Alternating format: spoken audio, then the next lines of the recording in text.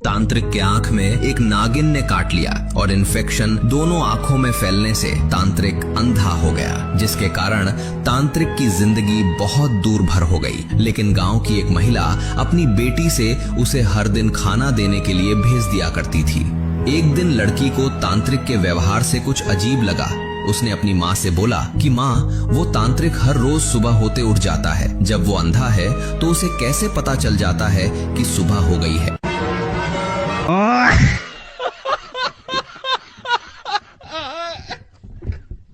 तांत्रिक ने 4 मगरमच्छर को एक तालाब में फेंक दिया और बोला, जो इस तालाब को तैर कर पार करेगा उसे 1 लाख मिलेगा, और अगर मर गया तो उसके परिवार को 5 लाख। सारे नाग डर गए, किसी की भी हिम्मत नहीं हो रही थी। तभी अचानक एक छपाक की आवाज आई और सबने देखा एक नाग तालाब के पानी में है और सारे मगरमच्छ उसकी तरफ बढ़ रहे हैं। वो डरा नहीं और पूरा दम लगाकर दौड़ा और अंततः उसने तालाब को तैरकर पार कर लिया। सब लोग उसकी तारीफ करने लगे, लेकिन सांप गुस्से से बोला, मुझे पीछे से धक्का किसने दिया था? तभी उसकी पत्नी बोली, मैंने दिया था, क्योंकि हर कामयाब नाग के पीछे एक नागिन होती है।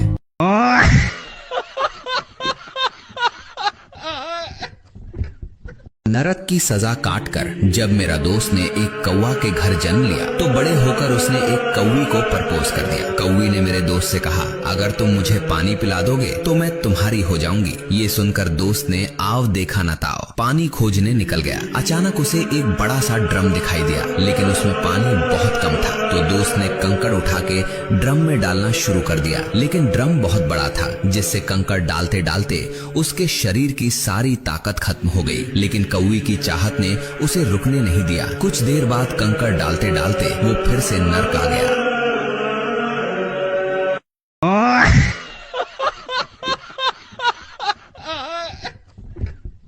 एक लड़की डोगेश भाई से सीमा से अधिक प्यार करती थी। डोगेश भाई के दोस्त लोग उसे समझाते थे कि इतना प्यार कोई इंसान नहीं करता है, तो उसके पास मत जाया कर, किसी दिन फंस जाएगा। लेकिन डोगेश भाई नहीं माना। एक दिन जब डोगेश भाई लड़की के घर गया तो लड़की ने उसे कुछ खाने को दिया।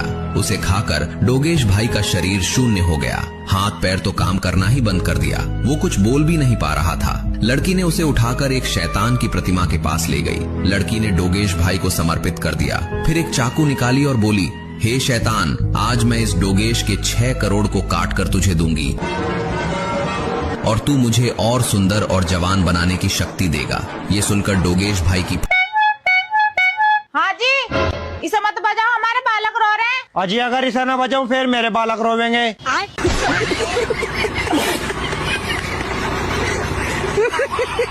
एक नागिन एक मुर्गे से प्यार करती थी। एक दिन मुर्गे के मालिक ने इन्हें ये सब करते हुए पकड़ लिया। उसने नागिन के बिरादरी वालों को और मुर्गा की बिरादरी वालों को बुलाया और पूछा कि पूरी दुनिया को पता है कि सांप और मुर्गे कभी भी एक दूसरे के दोस्त नहीं हुए हैं, तो दोनों पक्षों से मेरा ये प्रश्न है कि ये दोनों जो कर रहे हैं क्या वो जायज है? ये सुनकर दोनों बिरादरी के लोग बहुत नाराज हुए। इसके बाद नागिन की बिरादरी से एक नाग आगे आया और मुर्गों की तरफ से एक बैक बेंचर मुर्गा आगे आया और दोनों एक साथ गुस्से से मालिक को बोले, तुम नाग जाओ।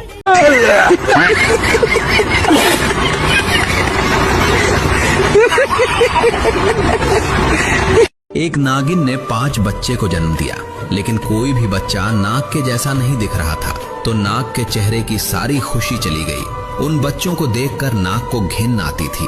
तो एक दिन नाग एक तांत्रिक के पास गया। उसने तांत्रिक से सब कुछ बताया।